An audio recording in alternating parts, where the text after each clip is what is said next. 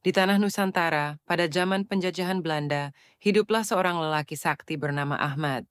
Sejak kecil, ia memiliki tubuh yang luar biasa kuat, seolah-olah terbuat dari beton. Tak ada senjata yang bisa melukai kulitnya, dan tak ada manusia biasa yang bisa menandinginya dalam pertempuran. Karena keistimewaannya itu, orang-orang mulai menyebutnya dengan nama Ahmad Beton. Ahmad bukan sekadar lelaki sakti, tetapi juga seorang yang taat beragama dan berbudi luhur. Ia tumbuh di lingkungan pesantren, dididik langsung oleh Waliullah Sunan Gunung Jati, salah satu wali Allah yang dihormati di tanah Jawa. Dari gurunya, Ahmad tak hanya belajar ilmu agama, tetapi juga ilmu kanuragan, strategi perang, dan kebijaksanaan dalam memimpin. Ahmad Beton, sang pembela tanah air.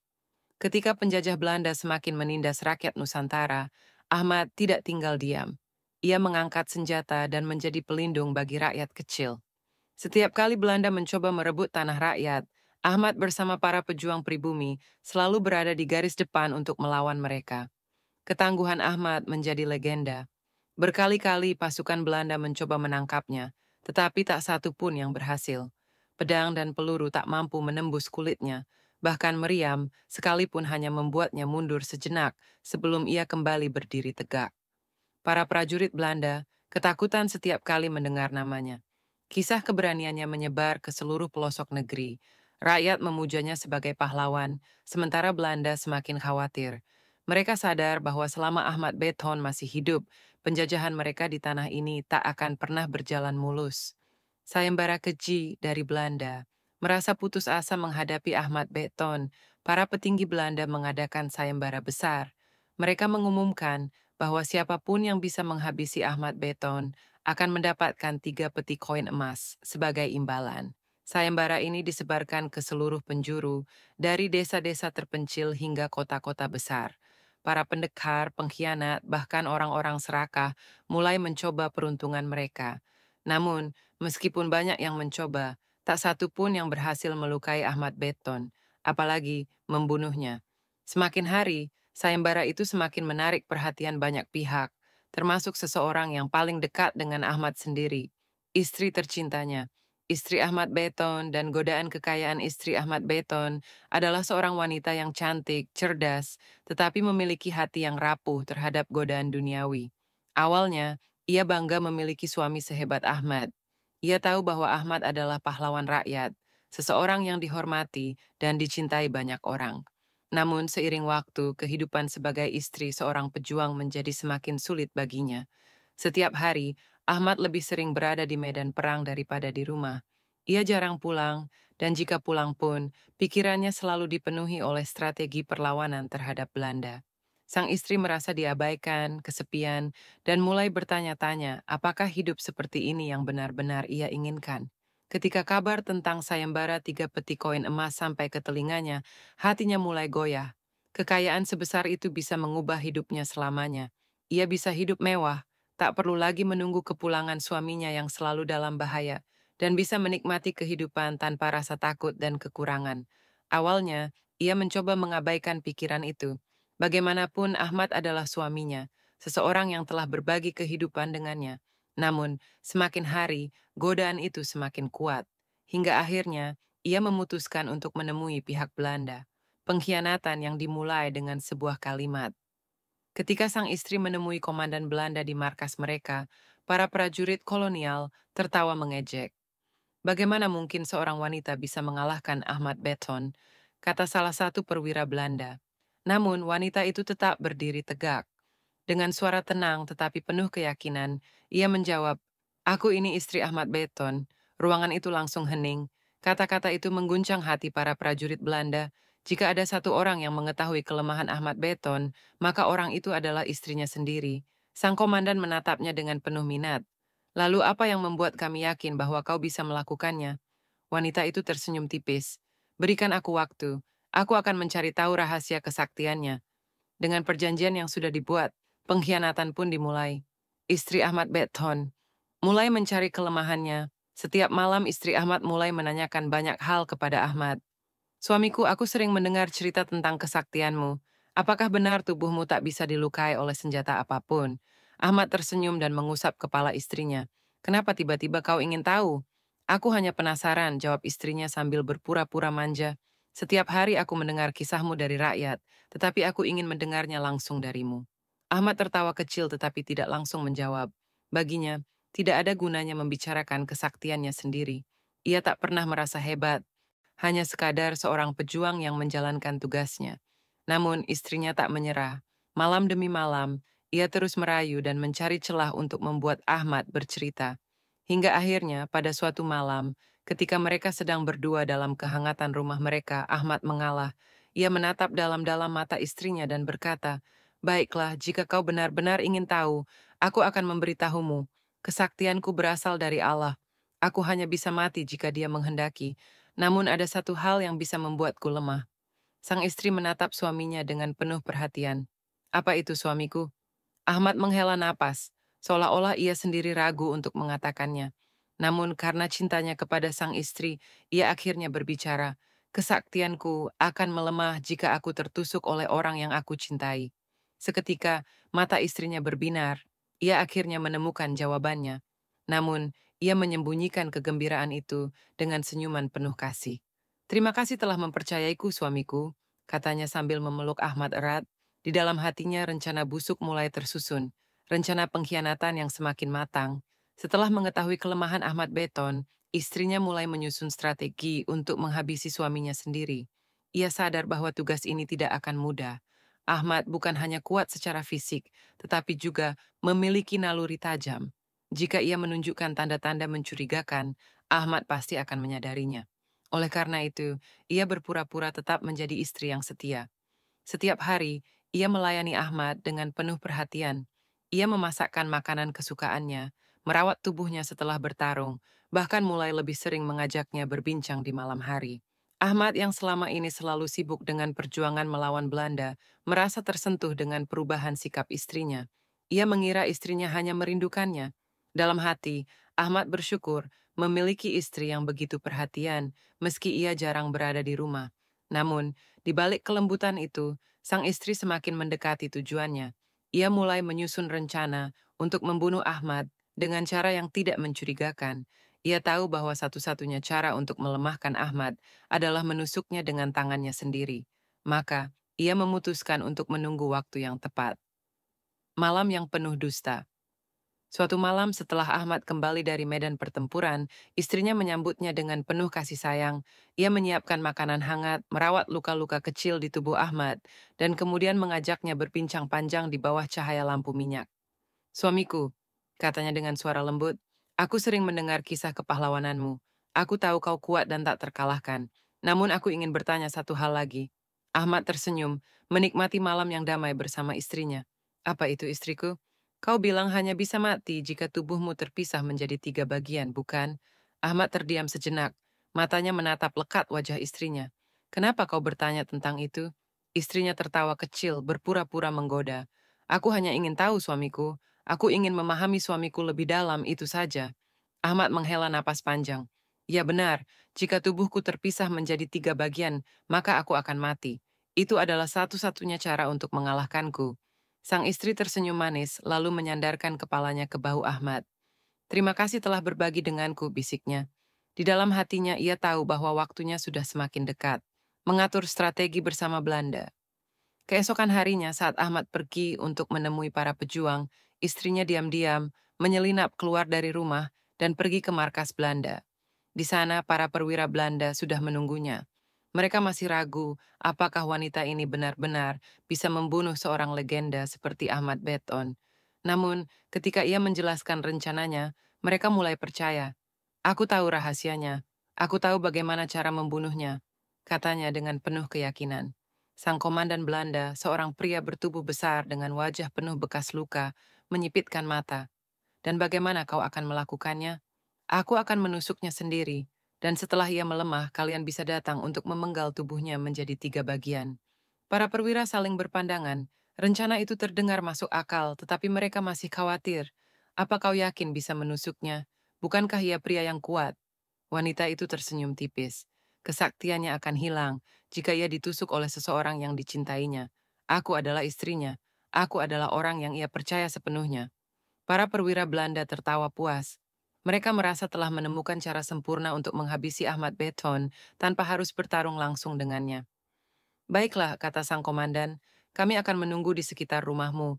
Begitu kau berhasil melemahkannya, beri tanda, dan kami akan datang untuk menyelesaikan sisanya. Sang istri mengangguk lalu kembali ke rumah dengan hati yang berdebar. Malam pengkhianatan. Malam itu Ahmad kembali ke rumah dengan perasaan bahagia. Ia merasa tenang setelah berbincang dengan para pejuang. Ia percaya bahwa rakyat Nusantara masih memiliki harapan untuk melawan penjajah.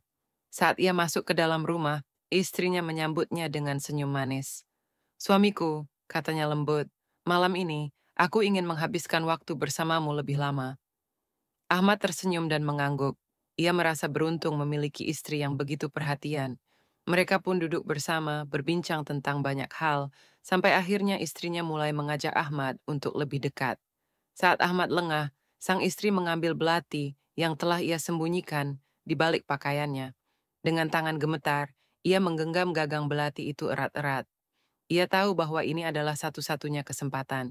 Jika ia ragu, ia akan kehilangan segalanya. Maka dengan keberanian yang dipaksakan, ia mengangkat belati itu tinggi-tinggi, dan dengan satu gerakan cepat, ia menusukkan belati itu ke tubuh Ahmad. Ahmad Beton, yang tak berdaya Ahmad terkejut. Matanya membelalak saat merasakan rasa sakit yang belum pernah ia alami sebelumnya. Ia menatap istrinya dengan ekspresi tak percaya. Kenapa? Namun istrinya tidak menjawab. Ia menarik belati itu keluar, lalu menusukkannya lagi dan lagi. Ahmad yang selama ini tak terkalahkan, kini jatuh tersungkur ke lantai. Darah mulai mengalir dari tubuhnya, tetapi bukan karena luka biasa, melainkan karena serangan itu berasal dari orang yang paling ia cintai. Kesaktiannya menghilang, tubuhnya menjadi lemah dan ia tahu bahwa akhir hidupnya telah tiba. Dengan suara lemah ia berkata, "Aku telah dikhianati oleh orang yang paling aku percaya." Matanya mulai redup dan napasnya semakin berat. Sementara itu, dari luar rumah, para tentara Belanda yang telah menunggu langsung masuk ke dalam. Mereka melihat Ahmad yang sudah tak berdaya, lalu menghunus pedang mereka. Tanpa perlawanan, mereka memenggal kepala Ahmad, lalu memotong tubuhnya menjadi 3 bagian, persis seperti yang ia katakan sebelumnya. Bagian kepalanya dibawa ke Tenggara Cirebon, tubuhnya ke perbatasan, dan kakinya ke barat laut Nusantara. Awal dari penyesalan yang tak termaafkan sang istri, yang awalnya merasa puas karena berhasil melaksanakan rencananya, kini menatap tubuh Ahmad yang telah terpotong-potong. Ia mengira bahwa dengan kematian Ahmad, ia akan bahagia. Namun saat melihat darah suaminya membasahi lantai, sesuatu dalam dirinya mulai berubah. Rasa hampa, kesunyian, dan penyesalan yang perlahan mulai merayap ke dalam hatinya. Ia telah membunuh seseorang yang mencintainya dengan tulus. Ia telah mengkhianati lelaki yang selalu melindunginya. Dan ia tahu, tak peduli seberapa banyak emas yang ia dapatkan, ia telah kehilangan sesuatu yang jauh lebih berharga. Namun, semuanya sudah terlambat. Belanda merayakan kemenangan. Setelah berhasil menghabisi Ahmad Beton, pasukan Belanda bersorak-sorai di markas mereka. Mereka akhirnya menyingkirkan ancaman terbesar di tanah Nusantara. Dengan tubuh Ahmad yang telah dipenggal menjadi 3 bagian dan dikuburkan di tempat terpisah, mereka yakin bahwa tak akan ada lagi perlawanan dari pria sakti itu. Komandan Belanda yang sebelumnya ragu terhadap rencana istri Ahmad, kini tersenyum puas. Ia mengeluarkan 3 peti berisi koin emas dan meletakkannya di hadapan sang istri. "Ini imbalanmu. Kau telah menyingkirkan duri terbesar bagi kami. Kini kau bisa hidup mewah, tanpa perlu takut atau kelaparan lagi," katanya sambil tertawa. Wanita itu menatap peti emas di depannya. Kilauan emas yang dulu tampak begitu menggoda, kini terasa hambar di matanya. Ia telah mendapatkan apa yang diinginkannya, tapi mengapa hatinya terasa kosong? Saat itu ia belum menyadari bahwa penyesalan telah mulai merayap ke dalam dirinya. Kehidupan tanpa Ahmad Beton. Hari-hari berlalu sejak kematian Ahmad. Sang istri kini tinggal di rumah yang lebih besar, dengan emas yang cukup untuk membeli apapun yang ia inginkan. Namun, tak peduli seberapa mewah rumahnya, seberapa lezat makanan yang ia makan, atau seberapa indah pakaian yang ia kenakan, semuanya terasa hampa. Setiap malam ia terjaga dalam kesunyian. Dulu suara Ahmad yang bercerita tentang perjuangannya selalu menemani malamnya. Kini rumah itu terasa begitu sepi. Setiap kali ia menutup mata, wajah Ahmad muncul dalam pikirannya. Bukan sebagai seorang pahlawan, tetapi sebagai pria yang ia khianati dengan tangannya sendiri. Ia teringat tatapan terakhir Ahmad sebelum meninggal. Tatapan itu bukan penuh kemarahan, tetapi kesedihan dan kekecewaan yang mendalam. Aku telah dikhianati oleh orang yang paling aku percaya. Kata-kata itu terus bergema dalam pikirannya, mengusik tidurnya, menghantui setiap langkahnya. Hantaman kenyataan rakyat Cirebon yang dulu menghormati dan mengenalnya sebagai istri pahlawan, kini menjauh darinya. Mereka tahu bahwa istri Ahmad Betonlah yang mengkhianati suaminya sendiri. Orang-orang menatapnya dengan penuh kebencian. Bisikan-bisikan sumbang terdengar di mana-mana setiap kali ia melintas. Lihatlah wanita itu, ia menjual nyawa suaminya demi emas. Berkhianat pada orang yang mencintainya sendiri, sungguh hina. Emas mungkin bisa membelikan segalanya, tapi tidak kehormatan. Ia mulai merasakan sesuatu yang lebih menyakitkan daripada kesepian, penghinaan, dan rasa bersalah yang tak tertahankan. Lebih buruk lagi, pasukan Belanda yang sebelumnya memujinya kini mulai mengabaikannya. Bagaimanapun, seorang pengkhianat tetaplah pengkhianat. Mereka telah mendapatkan apa yang mereka inginkan, dan kini wanita itu tak lagi berguna bagi mereka. Tanpa perlindungan dari Ahmad dan tanpa dukungan rakyat, ia mulai merasa benar-benar sendirian di dunia ini. Mimpi yang menghantui, setiap malam ia bermimpi tentang Ahmad. Dalam mimpinya Ahmad berdiri di hadapannya, tetapi wajahnya penuh kesedihan. "Mengapa kau melakukannya?" Wanita itu menangis dalam tidurnya, mencoba menjawab, tetapi suaranya selalu tercekat di tenggorokannya. Lalu, dalam mimpinya, ia melihat tubuh Ahmad yang telah terpisah menjadi 3 bagian. Di satu sisi, kepalanya dimakamkan di tenggara Cirebon. Di sisi lain, tubuhnya di perbatasan Cirebon dan kakinya di barat laut Nusantara. "Aku telah tercerai-berai, begitu juga dengan jiwamu," suara Ahmad berbisik dalam mimpi itu. Wanita itu terbangun dengan tubuh gemetar dan peluh dingin mengalir di dahinya. Ia menatap sekeliling kamarnya yang luas dan megah, tetapi tetap terasa begitu kosong.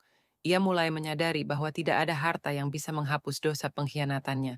Peti emas yang tak bernilai. Pada suatu hari, ia memutuskan untuk membuka satu peti emas yang diberikan oleh Belanda. Namun alih-alih merasa bahagia, ia justru menangis terseduh-seduh. "Untuk apa semua ini? Untuk apa aku mengorbankan suamiku demi emas ini?" Dengan penuh kemarahan dan penyesalan, ia menendang peti itu hingga koin-koin emas berhamburan di lantai. Kilauan emas yang dulu begitu ia idam-idamkan, kini terasa seperti kutukan. Ia menyadari bahwa emas itu tidak akan pernah bisa menggantikan Ahmad, tidak akan pernah bisa menggantikan rasa aman yang ia rasakan saat bersama suaminya, tidak akan pernah bisa menghapus luka di hatinya. Keputusan yang terlambat. Di tengah penyesalan yang mendalam, wanita itu mengambil keputusan. Ia berjalan kaki melewati kampung demi kampung untuk pergi ke makam kepala Ahmad di Tenggara Cirebon. Saat tiba di sana, ia berlutut dan menangis sejadi-jadinya di atas makam itu. "Ampuni aku, Ahmad. Aku telah salah. Aku telah mengkhianatimu." Namun, tak ada jawaban, hanya suara angin yang berhembus lembut, seakan membawa kesedihan yang ia rasakan. Ia kemudian berjalan menuju makam tubuh Ahmad di perbatasan Cirebon, lalu ke makam kakinya di barat laut Nusantara, mengulangi permintaan maafnya di setiap tempat itu. Namun, tetap tak ada jawaban, karena bagaimanapun, kematian tak bisa dibalikkan, pengkhianatan tak bisa ditarik kembali. Akhir hidup sang pengkhianat. Setelah bertahun-tahun hidup dalam kesepian dan penyesalan, wanita itu semakin menua. Kekayaannya tak lagi ia pedulikan, karena dalam hatinya ia telah mati sejak hari ia menusukkan belati ke tubuh suaminya sendiri. Ia akhirnya meninggalkan rumah mewahnya dan hidup sebagai seorang pengembara. Ia berjalan dari satu tempat ke tempat lain, mencoba mencari kedamaian yang tak pernah ia temukan. Namun tak peduli seberapa jauh ia pergi, bayangan Ahmad selalu menghantuinya. Hingga suatu hari, ia ditemukan tak bernyawa di depan makam Ahmad. Tubuhnya lemah, matanya terpejam dengan wajah yang masih menyimpan kesedihan. Di tangannya ia masih menggenggam satu keping emas dari peti yang dulu ia dapatkan. Keping emas yang kini tak lagi berarti apa-apa. Orang-orang yang menemukannya hanya bisa berbisik. Beginilah akhir seorang pengkhianat. Ia mati dalam penyesalan yang tak pernah bisa ditebus. Kesimpulan, sebuah legenda yang tak pernah lenyap kisah Ahmad Beton terus diceritakan dari generasi ke generasi. Ia dikenang sebagai pahlawan yang gagah berani, seorang yang tak terkalahkan, kecuali oleh pengkhianatan dari orang yang paling ia cintai. Sementara itu, kisah istrinya menjadi peringatan bagi siapapun yang tergoda oleh harta dan mengorbankan orang yang mencintainya. Sebab, Tak peduli seberapa besar harta yang didapatkan, pengkhianatan selalu berakhir dengan penyesalan yang tak bisa ditebus. Sepi yang tak terhindarkan. Setelah bertahun-tahun berlalu sejak kematian Ahmad Beton, istrinya semakin terasing dari dunia. Ia tak lagi memiliki keluarga, teman, atau siapapun yang bisa diajak berbicara. Orang-orang menghindarinya bukan hanya karena mereka membenci pengkhianatannya, tetapi juga karena auranya telah berubah, seperti seseorang yang terus-menerus dihantui bayangan masa lalu. Rumah mewahnya, yang dulu ia idam-idamkan, kini lebih terasa seperti penjara. Tak ada lagi tawa, tak ada lagi kehangatan. Hanya ada kesunyian yang mencekam setiap sudut ruangan. Ia mencoba menghibur dirinya dengan emas yang diberikan oleh Belanda. Ia membeli pakaian mahal, makanan lezat, bahkan mencoba mengadakan pesta untuk mengisi kesepiannya. Tapi setiap kali ia duduk sendirian di meja makan, di hadapannya selalu terbayang sosok Ahmad yang tersenyum padanya. Senyum yang dulu penuh kasih, kini berubah menjadi senyum yang menyedihkan. Dan malam-malamnya selalu berakhir dengan isakan tangis yang tak terdengar oleh siapapun. Bayangan yang selalu mengikuti. Tak peduli kemanapun ia pergi, ia selalu merasa diawasi. Kadang-kadang, di tengah malam, ia mendengar suara langkah kaki di luar kamarnya. Tetapi saat ia membuka pintu, tak ada siapapun di sana. Kadang ia merasa seseorang menyentuh pundaknya, tetapi saat ia menoleh, hanya angin yang berhembus. Teror terbesar datang dalam mimpinya. Setiap malam ia bermimpi melihat tubuh Ahmad yang telah terpotong-potong. Kepala, tubuh, dan kaki yang terpisah itu memanggil namanya dengan suara lirih, seolah meminta sesuatu yang tak bisa ia berikan. "Kenapa kau lakukan ini padaku?" Suara itu begitu pelan, tetapi lebih mengerikan daripada teriakan keras. Ia selalu terbangun dengan napas tersengal, peluh dingin membasahi tubuhnya. Dan setiap kali ia melihat cermin, ia merasa wajahnya semakin tua dan pucat, seolah-olah jiwanya perlahan menghilang, ditelan oleh rasa bersalah yang tak pernah pergi. Emas yang kehilangan makna. Suatu hari ia mencoba keluar dari rumah dan kembali ke pasar, berharap bisa menjalani kehidupan normal. Namun, begitu ia muncul di tempat umum, semua orang menatapnya dengan penuh kebencian. Tak ada lagi yang menyapanya. Tak ada lagi yang menawarkan dagangan padanya. Mereka semua diam atau berbisik-bisik dengan wajah penuh penghinaan. Itu dia, wanita yang mengkhianati suaminya sendiri. Lihatlah, meskipun kaya, ia tetap hidup dalam kesengsaraan. Ia mengeluarkan sekeping emas dan mencoba membeli roti dari seorang pedagang tua. Namun pedagang itu menolak dengan tatapan tajam. "Aku tidak menerima emas dari tangan seorang pengkhianat," katanya dingin. Hati wanita itu terasa hancur. Ia bergegas kembali ke rumahnya, menutup pintu, lalu menatap peti emas yang masih tersimpan di sudut ruangan.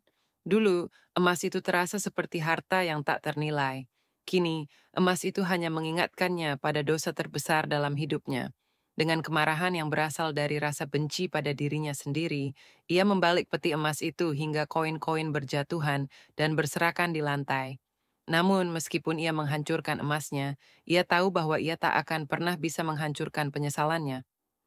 Perjalanan ke makam Ahmad. Setelah bertahun-tahun hidup dalam penderitaan batin, wanita itu akhirnya memutuskan untuk pergi ke makam Ahmad Beton. Ia berjalan sendirian, tanpa membawa apapun selain tubuhnya yang semakin ringkih. Tak ada yang menemaninya, tak ada yang peduli apakah ia akan kembali atau tidak. Saat ia tiba di makam kepala Ahmad di Tenggara Cirebon, ia berlutut dan menangis. Ia mencium tanah makam itu, menangisi dosa yang telah ia lakukan. "Ahmad, maafkan aku. Aku telah dibutakan oleh keserakahan." Namun tak ada jawaban. Ia kemudian melanjutkan perjalanan ke makam tubuh Ahmad di perbatasan Cirebon. Sekali lagi ia berlutut dan menangis, mencoba mencari pengampunan yang ia tahu tak akan pernah bisa ia dapatkan. Akhirnya ia pergi ke makam kaki Ahmad di barat laut Nusantara, tempat terakhir di mana bagian tubuh suaminya dimakamkan. Di sana tubuhnya terasa begitu lelah. Ia tak lagi memiliki tenaga untuk berdiri. Ia duduk bersandar di nisan makam Ahmad, menatap langit dengan tatapan kosong. "Seandainya aku bisa mengulang waktu, seandainya aku bisa menebus kesalahanku, namun tak ada yang bisa mengulang masa lalu." Ia menutup matanya, membiarkan air matanya mengalir. Dan disitulah di hadapan makam Ahmad, ia menghembuskan napas terakhirnya. Akhir seorang pengkhianat keesokan harinya, penduduk desa menemukan tubuhnya yang telah tak bernyawa di depan makam Ahmad. Tak ada kemewahan dalam kematiannya, tak ada pelayat yang menangisi kepergiannya. Orang-orang hanya berdiri, menatap tubuhnya dengan ekspresi yang sulit dijelaskan. Begitulah akhir seorang pengkhianat. Ia mati dalam kesepian dan penyesalan. Mereka menggali lubang di samping makam Ahmad dan menguburkannya di sana, bukan sebagai bentuk penghormatan, tetapi agar arwahnya tak lagi berkeliaran dan mengganggu. Namun, beberapa orang percaya bahwa hingga saat ini, arwahnya masih gentayangan.